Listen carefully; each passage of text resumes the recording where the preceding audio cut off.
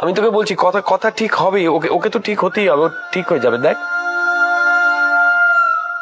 এরপরে ওরা বলবে যে ওরা শুধুই বন্ধু।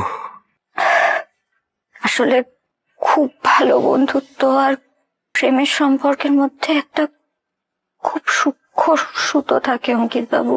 মানুষ হয়তো সবসময় বুঝতে পারে না সেটা কখন পেরিয়ে যায়। অগ্নিদারও সম্ভবত সেটাই হচ্ছে, জানেন। তুমি ওকে বসতে বলো। রেখা, ওর জন্য একটু কফি করতো। ওর সবার সঙ্গে বসে কফি খেয়ে তারপর হাসপাতাল যাক। কথা বৌদি, তুমি তো কফি টফিতে। ধন্যবাদ, এসব বিষ আমি খাই না। তুই একটু বস বাবা, আমি তোর জন্য এক কাপ কড়া করে কফি বানিয়ে আনছি, কেমন? না না না, কফি খাওয়া যাবে না। কফি কফি খাওয়া যাবে না। তোমরা কিছু বলছো না কেন? তোমরা তোমরা যাবে তো? হ্যাঁ, ওখানে ওখানে গিয়ে গান গাইলে পরে আমি বলছি কথা উঠে যাবে। নিজে তুমি যাবে তো? বলো না, তুমি বলো তুমি যাবে। আমি বলছি অগ্নি অগ্নি অগ্নি, আগে নিজেকে শান্ত করো প্লিজ। আমি যাব যাব, আমরা সবাই যাব অগ্নি, আমরা সবাই যাব। যাবে। এই ছোটকা ছোটকা, শোন শোন শোন, তাহলে আমি বলছি শোন। ও কর্তামশাই, কি বুঝলে? পাচক বড্ড বিচলিত কথা মাকে নিয়ে। ও খুব আহত হয়েছে যেন রেনু। ওকে তো এরকম কোনোদিন দেখিনি আমরা।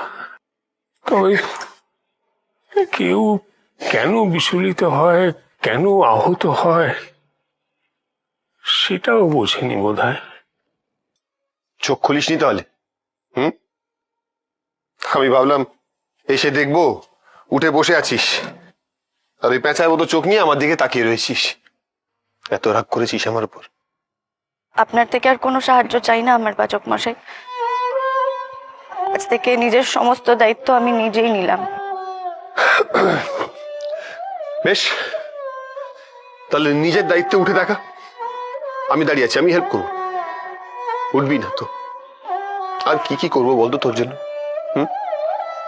যা যা বলেছিস সবই তো করেছি। তোর প্রিয় গাছ তোর জন্য এখানে নিয়ে এসেছি, তাদেরকে বাইরে রোদে দিয়েছি। শুধু করমচাঁদা আছে এখানে। তুই জানিস তোর কথা অনুযায়ী কাল রাতে আমি কফি খাইনি। কি যেন বলতিস তুই? বিষ। বিষ খাইনি কালকে আমি। কফি খাওয়া ছেড়ে দিচ্ছি, বাংলায় কথা বলছি, গাছে